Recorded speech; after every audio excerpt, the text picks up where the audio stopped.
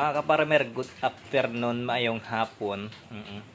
Sasagutin ko po yung isa nating kaibigan nagtanong kung hindi ba daw mabaho yung ating kulungan dahil malapit lang sa bahay namin. Yan po yung bahay namin mga kaparmer.